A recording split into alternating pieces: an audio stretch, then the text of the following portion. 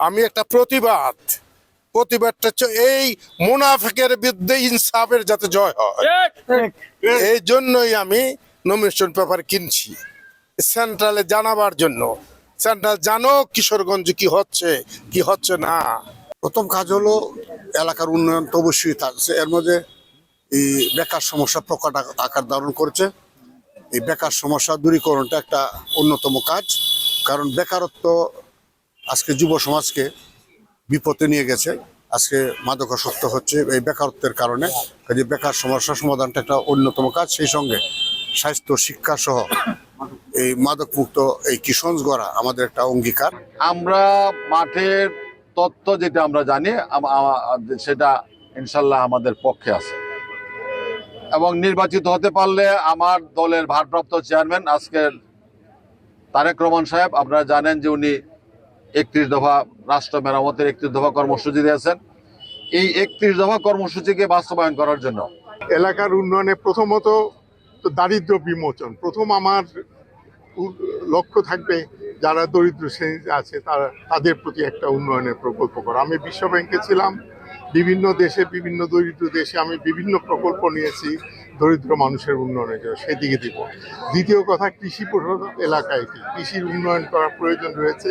কৃষিতে আমি মনে করি কৃষি, গবাদি পক্ষ ইত্যাদি নানা জিনিসে অনেক উন্নত করার প্রয়োজন। এবং আল্লাহর রহমতে আমি বিশ্ব ব্যাংকে যখন ছিলাম তখন সমস্ত দুনিয়াতে, এশিয়া, আফ্রিকা, ইন্ডিয়া, ভারতবর্ষ সব জায়গায় আমি কৃষি এবং শিল্প বিভিন্ন উন্নয়নের ব্যাপারে আমি অভিজ্ঞতা রয়েছে। আল্লাহ যখন একটা সুযোগ দিয়েছেন, আমি চেষ্টা করব যেন এই এলাকার সার্বজনীন উন্নতি হয়, এবং আমি জাতীয়ভাবেও যেন আমি জাতীয় সরকারকে যেন সাহায্য করতে পারি বিভিন্ন উন্নয়ন কাজে। এই দোয়া আমি সবার কাছে।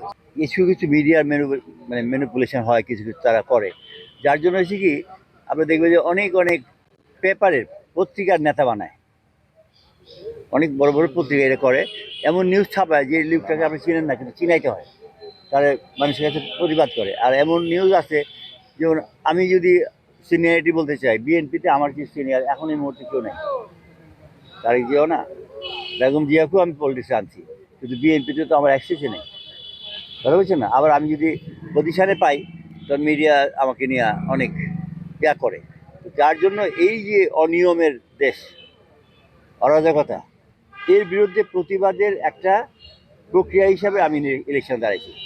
আমি কিন্তু ঠুট কাটা কথা বলবো, মানে ডোন্ট মাইন্ড, আমি বলবো সত্য, আল্লাহরে হাজির নাজির করে। আমার কে ভোট দিল না দিল আই ডোন্ট কেয়ার, কিন্তু আমার এলাকার এই গত এক সপ্তাহের মধ্যে ব্যাপক গ্রহণযোগ্যতা আমি পাইছি সাধারণ মানুষের, গরিব দুঃখী মানুষের। বড় লোকটি সব বড় লোকের পার্টি করে, বিএনপি যারা করে খেয়াল করে দেখবেন তারা কিন্তু বিএনপির একটা শ্রেণী আছে, তারা ওই এমপির সাথে আশেপাশে ঘোরাফেরা করে, কিছু পাইবো এই আশায় করে ওই। আর সাধারণ মানুষ কিন্তু ভোটার, তারা কিন্তু বিএনপিও করে না, জামাতও করে না, তারা হলো ভোটার। আর ওই ভোটারের কাছে আমি উপস্থিত আছি।